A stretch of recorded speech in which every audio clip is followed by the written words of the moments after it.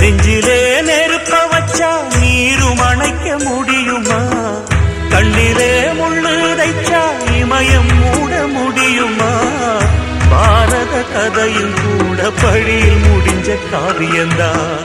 இருப்பதும் இறப்பதும் அந்த இயற்கையோட கையில, இருப்பதும் இறப்பதும் அந்த இயற்கையோட கையில. நான் மறைஞ்ச பின்னும் நிலைப்பது என் உயிர் எழுதும் கதையில.